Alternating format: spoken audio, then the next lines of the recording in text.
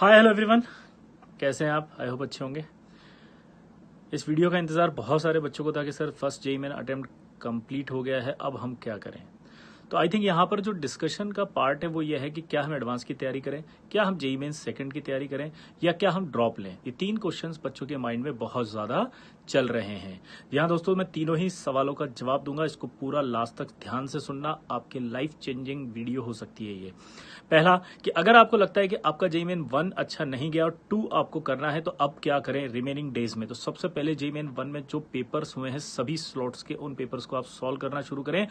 उन पेपर्स को सॉल्व करने के लिए आप बायोलॉजिकल क्लॉक सिस्टम का ध्यान रखें। जी हाँ दोस्तों, 3 घंटे के स्लॉट में ही उस पेपर को सॉल्व करें। टाइम लिमिट का ध्यान रखें। जो सवाल नहीं आ रहे उन सवालों को आपको याद करना है थ्योरी में से। यानी कि अगर केमिस्ट्री के अंदर कोई ऐसा सवाल है जो आपको नहीं आया तो आप उसकी थ्योरी को तुरंत रिवाइज करें। फिजिक्स में कोई ऐसा सवाल है जो आपको नहीं आया, उसका सोल्यूशन देख के तुरंत उस सोल्यूशन से रिलेटेड थ्योरी आप याद करें। इसी तरह से आपको अपनी पूरी 7 दिन की एक जर्नी तैयार करनी है जिसके अंदर जेईई मेन 1 के अंदर जितने भी टॉपिक्स ऐसे हैं जो आपको नहीं आते हैं वो आप क्लियर करें। तो फर्स्ट स्टेप ऑफ रिवीजन अगर आपको रखना है तो आप ये वाला पार्ट जरूर करें जो जेईई मेंस 2 देना चाहते हैं।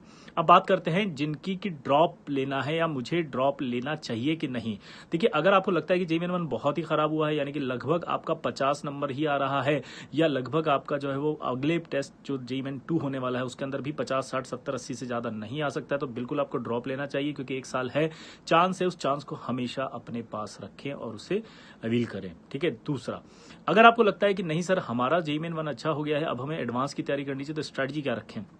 मैं इसके डिटेल स्ट्रेटजी बताऊंगा, लेकिन अभी थोड़ा सा आपको हिंट दे देता हूं कि आप जेईई मेंस ओरिएंटेड टॉपिक्स अभी तक पढ़ रहे थे, अब आपको जेईई एडवांस ओरिएंटेड टॉपिक पढ़ने हैं। इसकी एक बहुत डिटेल स्ट्रेटजी मैं लेकर आऊंगा।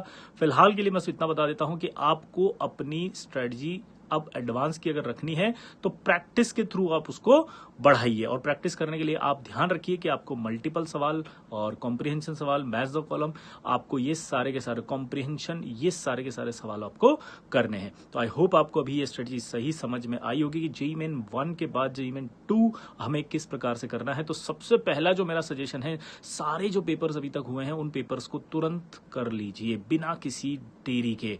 तुरंत सारे पेपर सॉल्व करेंगे as a test paper time limit में। बाकी मैं डिटेल स्ट्रेटजी अभी और लेकर आऊंगा अगले वीडियो में।